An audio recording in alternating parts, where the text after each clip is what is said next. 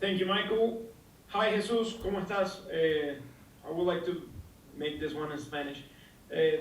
Hemos hablado mucho de la situación del 9 desde hace mucho tiempo. ¿Cuál es el panorama hoy? ¿Cómo te sientes en esa competencia interna que hay ahora que Sargent volvió a la convocatoria, volvió con gol? Y ahora que te reencuentras con Ricardo luego de que él no estuviese en el verano. ¿Cómo analizas la situación hoy? No, contento de estar acá. Nosotros sabemos que nos tenemos que enfocar porque lo que viene es muy importante. Sabemos que el equipo siempre va primero y no, contento que los números 9 de nuestro equipo estén marcando goles. Es lo más importante. Obviamente queremos tener una competencia buena, bonita y, y sabemos que queremos que el equipo haga las cosas bien. Entonces, por ahora queremos el mejor 9 que esté en la cancha, que esté marcando gol y contento que tenemos una competencia muy bonita y que todo el mundo esté marcando gol ahorita.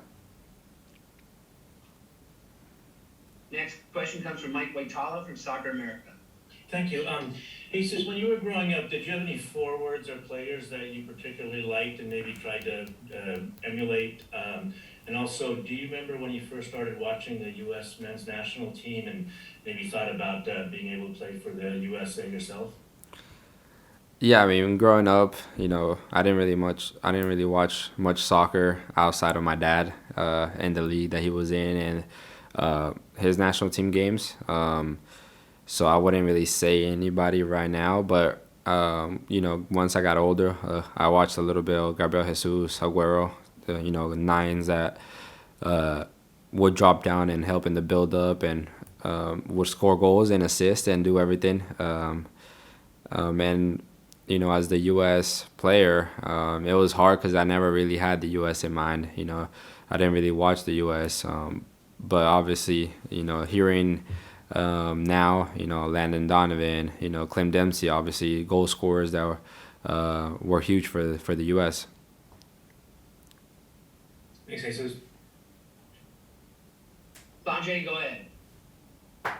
Thanks, Michael. Thanks, Jesus. Jesus, following up on the question that was asked in Spanish, would you please describe your relationship with Ricardo Pepi? You guys go way back, what that's like off the field, and what it's like to compete with a friend for a while now for minutes at striker. How pumped are you for Ricardo to get his loan and hopefully get back into form while also still competing with him? And lastly, could you imagine the two of you being on the field together for the national team in the future, whether that's in the future or in certain situations late in the game sooner? Thank you. Yeah, for sure. Me and Pepe have a connection from the academy days to first team, and no, I'm excited. Obviously, for him making a jump, it's tough, and we all saw that coming. But now that he's in a new team, new environment, he's gonna start scoring goals like he did in Dallas, and so I'm just excited for him, and I'm happy that I can compete with a guy that will get the best of me, and so I'm happy that he's back in his goal scoring form, and so. For me, in the competitive side, I want to push him to be the best that he can, and I want him to push me to be the best that I can. And so, we have a healthy relationship, you know, healthy fighting, I guess, in a way, for the position. And so, whenever I come into camp, I wanna see him in here and see him perform. Next will be Sam Stacey from The Athletic. Thanks, Michael. Thanks, Jesus. Jesus, obviously you're having a ton of success this season in MLS with 18 goals in league play in your first extended run at number 9 in quite some time. I'm just curious how much you think you've grown this year. I know this is a position that you like to play a lot, but getting those reps consistently and continually, how much do you think you've improved? And if there's any particular area where you think you've kind of grown the most, what would that be? Yeah, for me, I think I've grown a lot. Moving around positions year after year, and hopefully now I can say that this is the last year where I can stay in a position. I'm happy. I'm excited that the coaching staff believed in me, and my teammates especially. For me to switch positions and play more of a finisher role now I'm excited because that's something that always brings me joy in the field, which is scoring goals. And so I'm happy that this year has gone good, and I think there's a lot of things that I've worked on myself outside of soccer that has helped me be in this position. Starting with my mental health, I think that's a huge part of me just recognizing what I have to improve on the field and outside the field, and I'm just happy that can help me grow as a soccer player, as a person, and I'm just excited to what's to come. We'll go to Jonathan Tannenwald from the Philadelphia Inquirer. Thank you, Michael, and thanks, Jesus, for the time. Greg has talked often about his system and his belief in the importance of having that system and sticking to it as much as he can. He's also praised you extensively quite a bit, as you know. Obviously, the pressing animal part of it was the line that became the most famous. But what's it like for you to have heard that much praise from Greg for what you're doing, and what's your perspective on this system that he's got and the importance for you or whatever you think of it of sticking to it as much as Greg has said? I mean, yeah, at the end of the day, he's the head coach. Whatever system coach wants to play, that's the system that we're gonna follow, and do our best to make it the best possible way. And so for me, it's just coming into camp, having meetings with him and seeing what I have to improve back at the club level, and coming here and performing at the level that he wants me to perform. And so I'm happy that he believes in me and trusts me to be the number 9 that can finish and can help in the build-up and play the system that he believes in. And so for me, it's just coming in and proving to him that I can play and I can be that number 9 that he needs for the system that he wants. We'll go to Ryan Talmadge from Goal.com. Thank you, and hey, Jesus. I wanted to ask about the striker competition, just because everyone on this call and everyone at home and everyone on social media knows what it's like to talk about it the last few years and watch it and break it down and analyze it, but none of us have kind of lived in it, especially the way that you have at this time and kind of building towards the World Cup. So I kind of want to ask, what's it like just kind of being in this right now, where you have all of this pressure and everyone's analyzing you and watching you, and every game is so important and every goal is so important because you're going towards this end goal. What's it like just being in this position, just as you and as a group? What's it like going through all this and learning from it and bouncing back from these moments and kind of just handling everything that comes with what's going on in these next couple months? Yeah, I mean, we all know that the number 9 has to score goals in each. I mean, everybody expects us to score in each game, and we all know that it's kind of hard to do. And so we as 9s in the group know that we have quality 9s. We know that the team knows that, and we know that at any moment someone can just go off. And so the 9s know that we believe in each other, and we know that we want each other to succeed. That's our main goal. If we all succeed, the team will succeed. And so we want to put the team first, and we have a great competition between each other. Obviously I want my teammates to be scoring in their leagues and their home teams, and do crazy things and set records and just score every weekend if possible. And I want to see that. I want to see them excited and happy to compete. And so for me, it's obviously we have a competition when we come into camp because we want to be the starting number 9.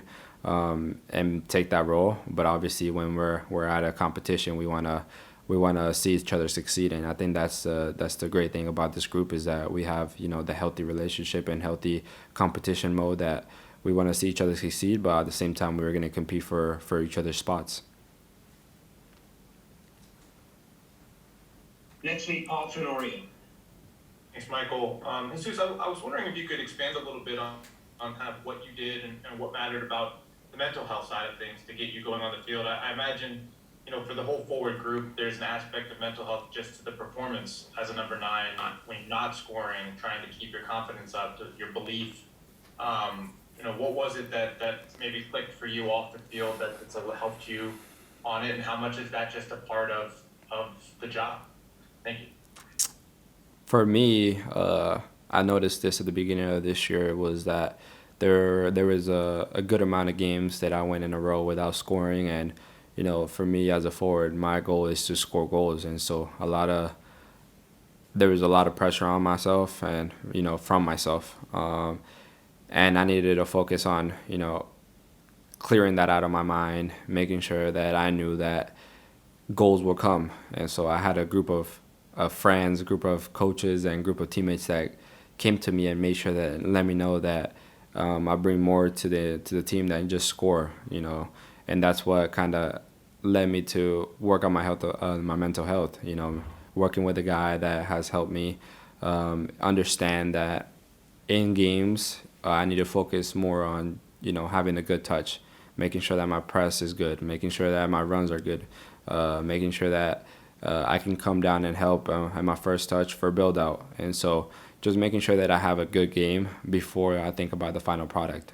Thinking about having a good game will lead me to having the final product, which is the goal. And so that has helped me huge in games where I have no idea what I'm doing or I feel out of it. Just focusing on making sure that I have a good game will lead me to having a positive outcome, which is the final product, which is the goal. Next will be John Lupo from Bumble. Jesus, with being in such prolific scoring form this year, now facing different types of defenses, how do you approach playing Japan and playing Saudi Arabia? And how long does it take someone, an elite goal scorer like you, to be able to figure out what they're going to do and where you have to move on the field, what position you have to get in to be able to have the success that you want leading into the World Cup? Yeah, no, I think that every team brings different types of players, different profiles, and for me, usually the first 5 minutes of games, I want to just focus on the center backs, making sure with this to see what foot they are, what are their strengths, are they fast, are they slow, are they good in the air, just kind of taking all the information that I can, so then I can use that against them and use that to my favor. And so to your question, I would say that the first 5 minutes of the game, I would just want to focus on analyzing the center backs and analyzing where the pockets are and analyzing where the space is at and see where I can hurt them the most. We have time for a couple more, and we'll continue with Megan Swanek from The Guardian. Hi, Jesus. First of all, congratulations on being named the #1 player in MLS under 22 this year. On that note, having achieved that, I'm wondering if you have any major goals set for the remainder of this season with Dallas. And I'm also wondering, to what extent are you thinking about the World Cup at all on a daily basis? Are you preparing for it? Are you thinking about it? Or are you just focused on what's in front of you this camp and your time with Dallas? Thank you. And yeah, obviously, Dallas is a club that I grew up watching, a club that I signed at a very young age, and all I want to do is bring a silverware to Dallas. I think the fans deserve it, the ownership deserve it, and obviously we deserve it. And so my goal is to hopefully win a trophy with Dallas and celebrate. I think that Dallas is showing that we can be a team that can perform with anybody in the league, and it should be a team that everybody could be talking about. I know that a lot of times Dallas is just on the bottom, and they don't really give them a lot of credit, and so we want to make sure that we send the message that we want to be a team that can be on the tops, be one of the ones that compete every year. And it starts this year. Obviously, we made a run this year, and we're not stopping until we get our goals. We know that the team is focused, and the team are all in the same page to achieve the same goal, and that's what makes us stronger. It's just being a unit that can have the same goals in mind and want to achieve the same things. And for me personally, I wanna be the best Jesús Ferreira that I can this year, and achieve the most that I can. And so I'm just happy that I can be #1 under 22 years old this year. And obviously I give credit to my teammates that put me in a position to be successful and to score goals and to be able to assist. And for your other question, for the World Cup, I try to stay present and stay focused on what's in front of me.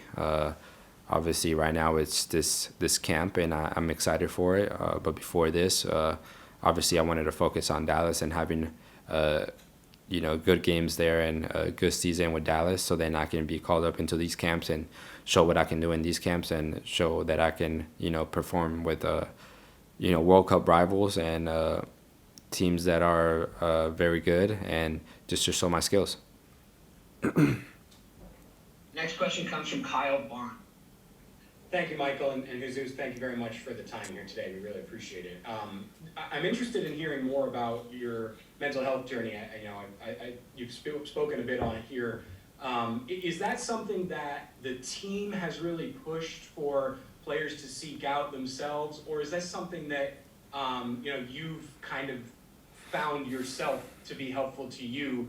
I guess I'm wondering, are there other, not to single anybody out, but are there other teammates who are also working on that themselves?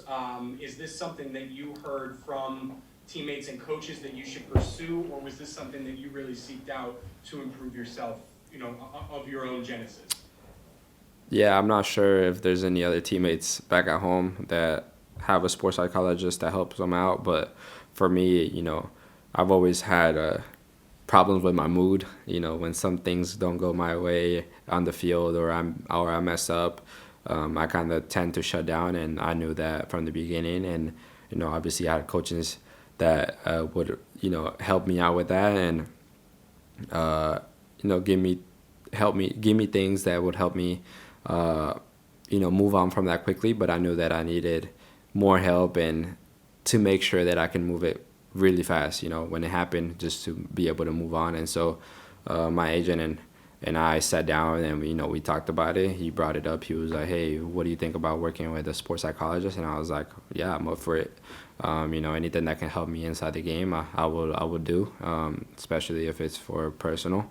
And so we took it, and we started working with someone that has helped me a lot. And so I'm happy that he understands soccer and he understands the position that I am in, and so I'm happy that he can come in and help me where I need to be helped. And that's one of the things that he's done really good, is help my mood. Whenever I get frustrated, I can move on fast, or when things aren't going my way, just think about positive things and making sure that I'm thinking about having a good game instead of my final product, and just little things like that has helped me stay focused in the game and stay present.